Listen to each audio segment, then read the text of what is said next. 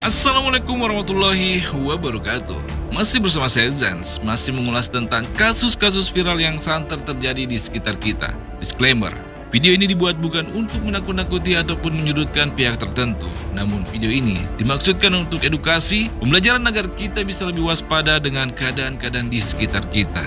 Nah, bagi kalian yang sempat menonton video ini dan mempunyai niat jahat, segera urungkan niat kalian. Karena seperti apapun kalian bersembunyi, pasti akan ketahuan. Sebelum kalian menyesal, urungkan sekarang juga. Dan semoga kasus seperti ini tidak terjadi lagi di kemudian hari, dimanapun dan kepada siapapun. Well, kasus kali ini berasal dari Purwakarta, Jawa Barat. Kasus yang sempat viral beberapa waktu yang lalu, di mana seorang wanita ditemukan tewas di dalam rumahnya sendiri. Yang mana semua itu bermula dari sebuah pesan ancaman dari sosok yang misterius.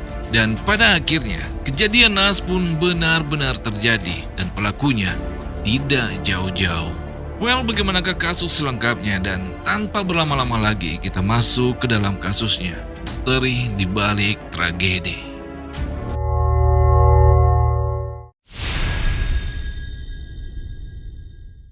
Dea Permata Karisma, yang dikenal dengan panggilan Dea. Usia 27 tahun, anak kedua dari 5 bersaudara. Ayahnya bernama Soekarno, sementara sang ibu bernama Yuli Ismawati. Awalnya Dea tinggal bersama dengan keluarganya di kawasan Mandala Jati, Kota Bandung.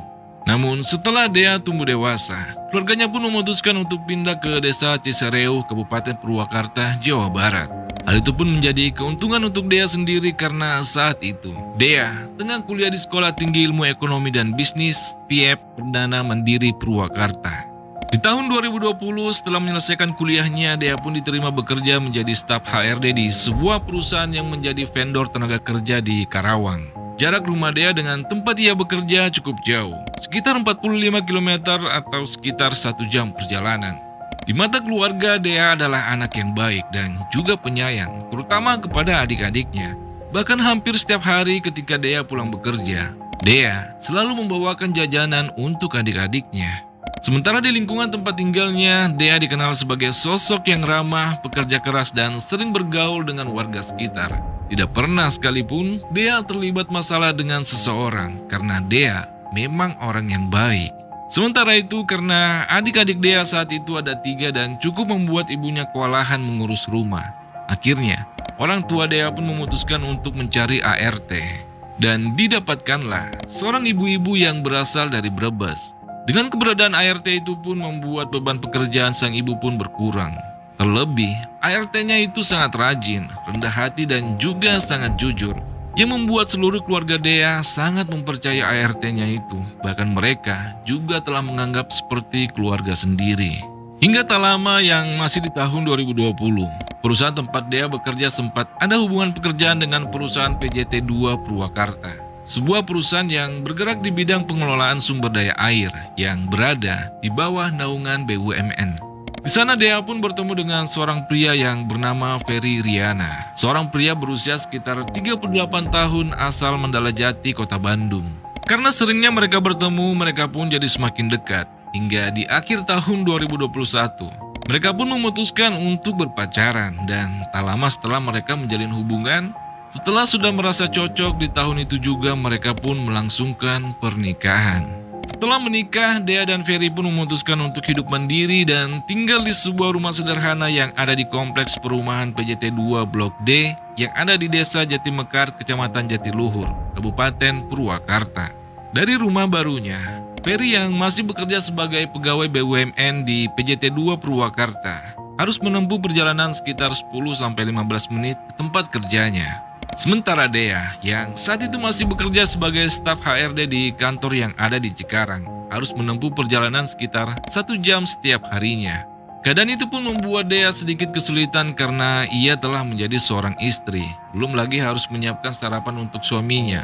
Pulang kerja capek harus buat makan malam untuk suaminya. Belum lagi jarak yang jauh dengan tempat kerjanya. Karena hal itulah Dea pun memutuskan untuk berhenti bekerja dan fokus membangun keluarga kecilnya bersama Ferry. Terlebih, ia sangat ingin menjadi istri yang baik, mengurus rumah dan menjadi seorang ibu rumah tangga yang mana karena itu, keseharian Dea pun dihabiskan di rumah karena Ferry suaminya baru pulang bekerja sore harinya bahkan terkadang malam hari. Keadaan itu pun membuat Dea sedikit jenuh berada di rumah dan untuk mengisi waktu kosongnya di rumah, Dea pun mulai membuka usaha kulinernya dengan menjual dimsum secara online. Dan di luar dugaan, ternyata dimsum buatannya banyak diminati orang-orang. Yang mana itu membuat Dea semakin bersemangat, ditambah lagi Ferry suaminya juga sangat mendukung Dea. Karena itulah Dea pun mulai mengembangkan jualannya yang awalnya dijual secara online, kini mulai membuka lapak di lingkungan kampus Politeknik Bisnis Purwakarta. Dea juga sering mengikuti bazar dan juga event kuliner di Purwakarta. Tujuannya untuk memperkenalkan jualannya kepada masyarakat. Dan lagi-lagi di luar dugaan, orderan yang masuk semakin banyak dan itu membuat Dea mulai kewalahan. Karena di samping Dea yang terus berjualan, ia juga masih harus mengurus rumah dan melayani suaminya. Biar bagaimanapun, Dea ingin jadi istri yang baik. Karena itulah Dea pun sempat mengutarakan niatnya kepada Ferry bahwa ia ingin mencari ART untuk bantu-bantu di rumah dan juga berjualan.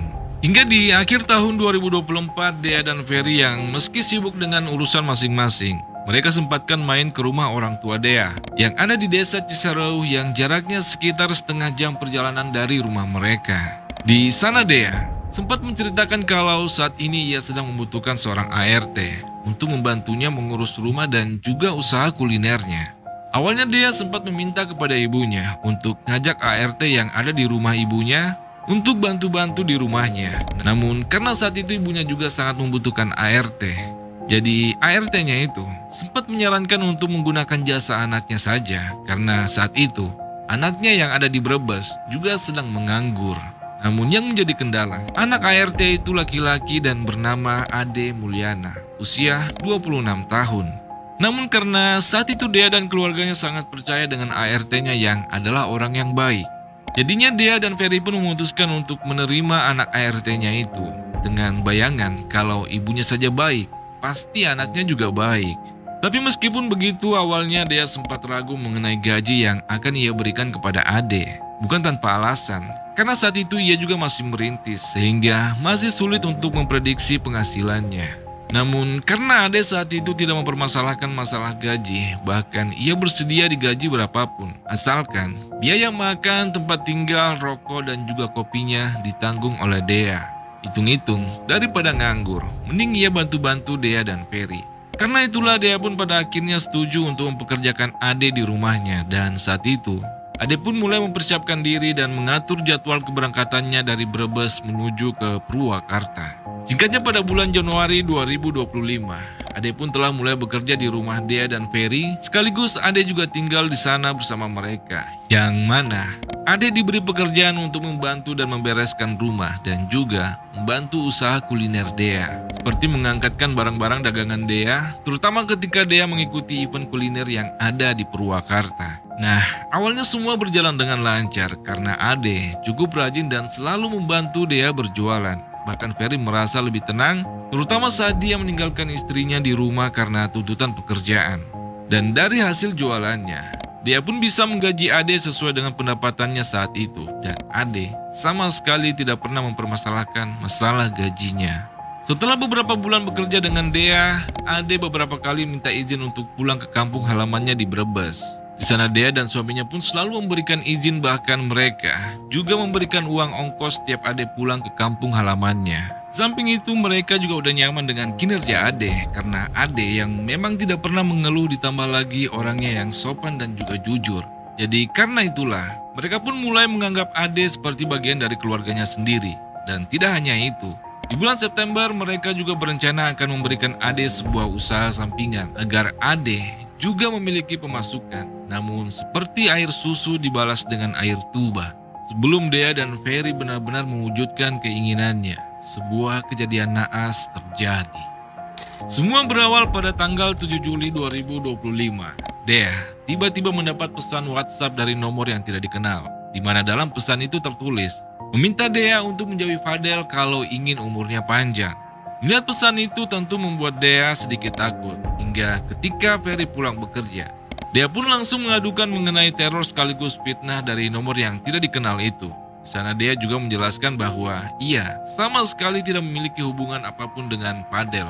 Fadel hanyalah teman ia saat masih bekerja sebagai staf HRD, dan saat ini ia sama sekali tidak pernah lagi saling kontak.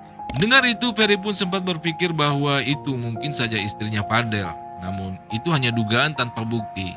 Yang jadinya mereka pun bingung dan sempat khawatir siapa sebenarnya di balik pesan itu dan apa tujuannya. Di tengah kebingungan mereka, semakin hari teror pun semakin menjadi-jadi, di mana Ade sempat mengaku melihat seseorang yang menggunakan masker sedang mengintai rumah mereka di tengah malam. Mendengar itu, tentu saja membuat Dea dan Ferry merasa panik, apalagi Ade mengaku telah beberapa kali melihat sosok pengintai itu datang di malam hari, dengan melewati depan rumah lalu menuju ke arah samping rumah. Hingga suatu hari, Ade kembali melihat sosok misterius itu lewat di samping rumah mereka. Ade saat itu bergegas memberitahukan hal itu kepada Ferry. Ferry yang mendengar itu kemudian mengambil sebuah golok dan mengajak Ade untuk mengejar pengintai itu. Namun, ketika mereka keluar rumah, anehnya tidak ada siapapun di sana. Hal itu pun tentu membuat mereka semakin khawatir dan bertanya-tanya, siapa sebenarnya sosok itu dan apa tujuannya menteror keluarganya. Namun meski begitu, Ferry sebenarnya juga sempat merasa janggal karena dalam analisa Ferry, di samping rumah mereka ada kandang angsa yang mana jika ada orang yang lewat, angsa itu pasti akan mengeluarkan suara. Tapi anehnya, pada saat itu angsa mereka hanya diam saja, seolah memang tidak ada siapapun yang lewat. Hal itu pun makin membuat Ferry bingung. Keadaan itu pun membuat Ferry merasa cemas jika harus meninggalkan istrinya sendiri di rumah saat ia berangkat bekerja. Dan dalam bayangan Ferry, untungnya ada Ade yang terus mengawasinya, sehingga kalaupun sosok itu benar-benar muncul dan terjadi hal-hal yang tidak diinginkan, Ade tidaknya ada di sana untuk membantu. Namun meskipun begitu, tetap saja semakin hari mereka semakin dibuat cemas karena teror sosok pengintai itu datang bebarengan dengan teror pesan WA yang diterima oleh Dea. Tambah lagi, dalam pesan itu juga adanya sebuah ancaman nyawa. Karena semakin tidak tenang, Dea pun memutuskan untuk menceritakan hal itu kepada ibunya. Di sana, sang ibu pun menyarankan Dea untuk melaporkan kejadian itu kepada pihak kepolisian karena takut terjadi hal-hal yang tidak diinginkan, apalagi orang itu sampai mengancam. Jadinya di tanggal 14 Juli 2025, Ferry pun memutuskan untuk mendatangi Polsek Jatiluhur untuk melaporkan teror itu dan juga sosok yang selalu mengintai rumah mereka. Namun saat itu, pihak kepolisian mengatakan bahwa untuk melaporkan secara resmi membutuhkan prosedur hukum. Jadi karena itulah, Ferry pun disarankan untuk memasang CCTV di sekitar rumahnya agar nantinya rekaman CCTV itu bisa dijadikan bukti untuk kebutuhan penyelidikan. Mendengar saran itu, Ferry pun langsung memasang CCTV di rumahnya yang menghadap ke arah teras rumahnya agar pengintai yang selalu datang menteror mereka bisa terekam dengan jelas. Namun anehnya, setelah CCTV terpasang, sosok misterius itu tidak pernah lagi muncul. Bahkan Ade juga mengaku jika ia sudah tidak pernah lagi melihat sosok itu. Di satu sisi mereka merasa lega, tapi di sisi lain, Ferry merasa ada sesuatu yang janggal. Seolah-olah pengintai itu telah mengetahui kalau mereka telah memasang CCTV. Tapi Ferry saat itu mengabaikan pikirannya dan berusaha berpikir positif karena sosok itu tidak muncul lagi dan menganggap masalah telah selesai. Hingga beberapa hari kemudian, tepatnya di tanggal 9 Agustus 2025, keluarga Dea pun sempat datang ke rumah Dea untuk main-main sekalian kumpul bareng keluarga di sana. Di sana mereka semua berkumpul bahagia dan melupakan sosok misterius itu. Namun setelah beberapa hari, tepatnya hari Selasa tanggal 12 Agustus 2025, pagi itu, Ferry berangkat bekerja seperti biasanya. Dia juga menjalani rutinitasnya seperti biasa, sementara Ade saat itu masih tertidur di kamarnya. Hingga sekitar jam 10 pagi, salah satu tetangga sempat bertemu dan mengobrol dengan Dea yang saat itu sedang berbelanja sayur di dekat rumahnya. Dan tiba-tiba, hujan turun membuat Dea buru-buru pamit pulang karena ia baru ingat jemurannya tidak ada yang angkat. Dea pun tiba di rumah dan mengangkat jemurannya, sementara Ade saat itu juga sudah bangun dan langsung beres-beres rumah. Hingga di jam 11 siang, sambil beristirahat, Dea sempat mengirim pesan kepada Ferry, memberitahukan Ferry bahwa di rumah saat itu tengah hujan lebat. Dan tak lupa Dea mengingatkan suaminya untuk tidak telat makan siang. Yang mana ternyata itu adalah pesan terakhir dari Dea kepada Ferry. Apa yang terjadi kepada Dea?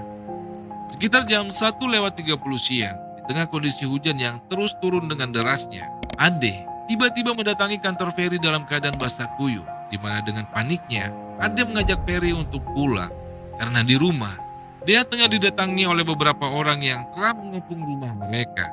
Mereka datang menggunakan mobil putih berplat B1070. Dengar itu, tentu saja membuat Ferry begitu sangat panik dan saat itu juga mengambil motornya dan tancap gas pulang ke rumahnya. Hujan deras sudah tidak dihiraukan lagi, yang ada dalam pikirannya hanyalah Dea. Di pertengahan jalan, Ferry yang cemas sempat menanyakan kemana Ade saat kejadian itu. Dan di sana, Ade mengaku saat kejadian itu ia sedang tidak berada di rumah karena Dea sebelumnya menyuruhnya membeli susu. Mendengar itu, Ferry pun sempat merasa aneh dan janggal karena sepengetahuannya, Dea tidak pernah menyukai susu dan malah menyukai kopi. Namun karena kondisi sangat genting, Ferry pun tidak terlalu memikirkannya dan fokus lihat jalan agar mereka segera tiba di rumah. Hingga ketika tiba di rumah, mobil putih yang dikatakan Ade sebelumnya sudah tidak ada, dan ketika Ferry tiba di halaman rumah dan akan membuka pintu, ternyata pintunya terkunci dari dalam. Ade pun mengambil kunci cadangan yang ada di motor. Hingga ketika pintu telah dibuka, Ferry dibuat terkejut melihat lantai rumahnya telah dipenuhi dengan cairan merah, di mana Dea saat itu tergeletak tidak bernyawa dan tertutup oleh kain. Ferry yang melihat itu hanya bisa mematung, syok dan tidak bisa berkata-kata. Ia hancur. Sementara Ade yang juga terkejut melihat itu berteriak histeris sambil memukul-mukul kepalanya. Ia merasa telah gagal menjaga Dea. Ade kemudian berlari keluar rumah kemudian sambil berteriak histeris. Ia mengatakan kepada orang-orang, Mbak Dea telah dibunbun. Mbak Dea telah dibunbun. Membuat Ade yang berteriak-teriak membuat para tetangga keluar rumah dan mulai berdatangan ke rumah Dea, dan seketika itu rumah mendadak ramai. Setelah itu ada yang terlihat begitu sangat bersedih kemudian meminta maaf kepada Ferry dengan mengatakan, "Maaf mas, aku gak bisa menjaga Mbak Dea." Namun Ferry saat itu yang sangat hancur hanya bisa terdiam sambil meneteskan air matanya. Setelah sedikit tenang, Ferry pun langsung mengecek CCTV, namun ternyata kabel CCTV-nya telah terputus dan memori card-nya juga telah hilang. Tentu hal itu membuat Ferry merasa janggal dan curiga jangan-jangan pelakunya adalah orang dalam. Terlebih di dalam rumahnya, terdapat jejak kaki berlumuran cairan merah di lantai dan ia yakin jejak kaki itu bukan jejak kaki Dea, dan anehnya malah persis dengan jejak kaki Ade. Padahal Ade saat itu dalam pengakuannya tidak sempat masuk ke dalam rumah. Diam-diam Ferry pun mulai mencurigai Ade, namun saat itu ia tidak mengutarakannya secara langsung. Hingga tak lama kemudian, pihak kepolisian dan Inavis pun mulai berdatangan dan langsung mengamankan lokasi kejadian dan melakukan olah TKP. Sementara keluarga Dea yang baru mendapatkan kabar itu, mereka pun dibuat syok, yang mana saat itu juga seluruh keluarga pun datang ke rumah Dea. Hingga sesampainya di sana, mereka semuanya hancur ketika melihat Dea yang meninggal dalam kondisi yang mengenaskan. Begitu juga dengan para tetangga yang juga tidak menyangka kejadian itu akan terjadi. Salah satu tetangga Dea yang juga cukup syok karena di jam 10 pagi, ia masih sempat bertegur sapa dengan Dea. Dan Dea saat itu tidak menunjukkan tanda-tanda yang aneh. Bahkan Dea seperti biasanya ceria penuh dengan senyuman, dan ia tidak menyangka baru beberapa jam setelahnya Dea sudah tiada. Yang lebih menyedihkannya lagi, Dea ditemukan dalam kondisi yang mengenaskan. Jasad Dea saat itu juga dibawa ke Rumah Sakit Umum Daerah Banyuasih, Purwakarta untuk dilakukan otopsi dan pemeriksaan forensik oleh tim Inavis. Dan setelah dilakukan otopsi, hasilnya terdapat luka lebar terbuka di bagian kepala, wajah dan juga dada korban. Diduga terkena serangan benda tajam dan juga tumpul. Dan tidak hanya itu, tim forensik juga menemukan adanya bekas ruda paksa yang kuat dugaan jika hal itu sempat dilakukan oleh pelaku terhadap korban. Sementara di tempat kejadian, pihak kepolisian pun mulai mengamankan beberapa barang bukti berupa CCTV yang kabelnya sudah terputus dan juga jejak kaki yang ada di lantai. Kepolisian juga mulai memeriksa beberapa saksi, termasuk Ferry selaku suami dan Ade yang juga pertama kali menemukan Dea di rumah itu. Di sana Ferry pun mulai menceritakan semuanya, mulai dari adanya teror dari pesan WhatsApp yang diterima oleh Dea yang isinya ancaman untuk menjauhi Fadel sampai sosok misterius yang mengintai rumah mereka. Karena pengakuan Ferry itulah, Fadel dan istrinya pun sempat dipanggil oleh pihak kepolisian, tapi ketika diinterogasi, Mereka mengaku jika mereka sama sekali tidak mengetahui tentang kejadian itu.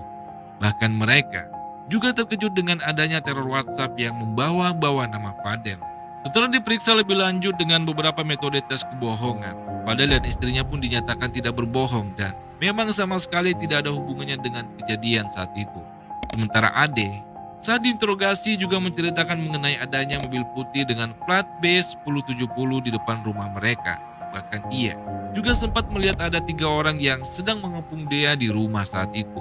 Karena panik, Ade pun langsung mendatangi Ferry di kantornya. Meskipun waktu itu dalam keadaan hujan yang lebat. Namun dari pengakuan Ade itulah pihak kepolisian pun malah merasa ada yang janggal. Karena seharusnya dalam keadaan genting seperti itu di mana Ade yang tahu kalau Dea dalam keadaan bahaya, kenapa tidak meminta bantuan kepada para tetangga dan cukup menghubungi Ferry saja melalui telepon? Kenapa dia malah mendatangi kantor Ferry yang berjarak sekitar 3,9 km atau sekitar 5-10 menit perjalanan? Pihak kepolisian pun terus mendalami kasus itu dengan menginterogasi beberapa tetangga dekat Dea dan di sana lagi-lagi mereka menemukan kejanggalan. Di mana semua tetangga Dea mengaku tidak ada yang melihat mobil putih yang datang ke rumah Dea saat itu. Justru mereka bingung mobil mana dan kapan waktunya. Mendengar itu, pihak kepolisian pun semakin curiga kepada Ade dan mungkin keberadaan mobil putih itu hanya akal-akalan Ade. Karena para tetangga sama sekali tidak melihat adanya mobil itu. Tambah lagi, menurut pengakuan Ferry, Ade sempat mengaku jika ia disuruh Dea untuk keluar membeli susu. Yang padahal Dea sama sekali tidak menyukai susu. Mendengar itu, Ade pun kembali diinterogasi untuk mempertegas kesaksiannya. Dan di sana, Ade pun mulai kelihatan panik. Ia gugup dan bahkan jawabannya mulai berubah-ubah. Terlebih ketika pihak kepolisian menemukan jika ukuran jejak kaki di rumah Dea sama persis dengan jejak kaki milik Ade. Dan setelah didesak lebih dalam lagi, Ade akhirnya mengakui semuanya. Jika ialah orang yang telah menghabisi dan memperkaos Dea, bahwa ia juga adalah orang di balik teror yang sempat dialami oleh Dea. Jadi apa alasan Ade sampai tega melakukan itu? Jadi berdasarkan pengakuan dari Ade, setelah beberapa bulan ia bekerja menjadi ART di rumah Dea dan Ferry. Ade mengaku jika ia sering berduaan dengan Dea karena Ferry tengah bekerja. Dan karena hal itulah, timbullah perasaan suka bahkan nafsunya. Terutama ketika melihat Dea sedang menggunakan daster. Ade yang selalu dibayang-bayangi Dea yang menggunakan daster. Akhirnya berniat membuat Dea dan Ferry berantem dengan memunculkan orang ketiga. Bahkan Ade telah menyiapkan 4 nomor provider khusus untuk meneror dan memfitnah Dea. Seolah-olah Dea telah berselingkuh dengan salah satu teman kerjanya yang bernama Fadel. Namun faktanya, Ferry yang mempunyai pikiran dewasa tidak terpancing. Sementara sosok misterius yang dalam cerita Ade terus mengintai rumah Dea dan Ferry. Sebenarnya sosok itu memang tidak ada. Di mana rupanya semua itu cuma rekayasa dari Ade. Karena itulah Ferry sama sekali tidak pernah melihat sosok pengintai itu secara langsung. Dan itu juga menjawab kecurigaan Ferry. Karena saat Ade mengatakan sosok misterius itu berlari melalui jalan samping rumah, angsa miliknya sama sekali tidak mengeluarkan suara. Dan itu juga menjelaskan mengapa setelah Ferry dan Dea memasang CCTV di rumahnya, tidak ada lagi kejadian yang aneh. Karena rupanya Ade takut ketahuan telah berbohong. Hingga di tanggal 12 Agustus 2025, di hari ketika Ade menghabisi Dea. Waktu itu setelah Dea selesai mengangkat jemurannya, hujan yang terus turun dengan sangat lebatnya. Ade nekat masuk ke dalam kamar Dea dengan dalih ingin menagih upah kerjanya sebesar 500.000. Tapi karena Dea tidak merespon membuat Ade kesal dan langsung mengambil palu untuk menghantam kepala Dea. Namun Dea saat itu masih sadar yang membuat Ade kembali menghantam Dea dengan palu. Hingga akhirnya Dea mengembuskan nafas terakhir.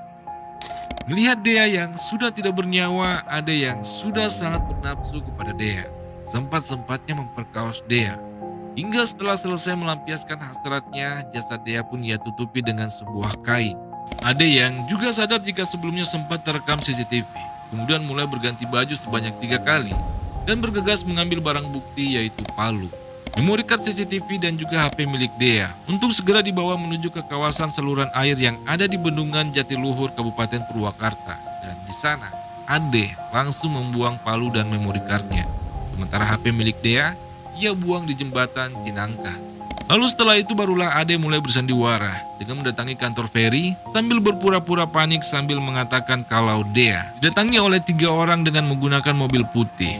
Nah, di sana Ade juga mengaku jika motifnya tega menghabisi Dea yang merupakan majikannya sendiri disebabkan karena kesal sebab gajinya tidak juga dibayarkan. Dan pada akhirnya polisi pun menetapkan Ade sebagai tersangka dan mereka juga menyimpulkan jika dilakukan Ade secara spontan karena emosi sesaat. Namun pihak kepolisian masih terus mengembangkan kasus itu. Meskipun pada saat itu, atas kejahatannya Ade pun akan dijerat dengan pasal 338 KUHP tentang dan diancam hukuman maksimal penjara seumur hidup.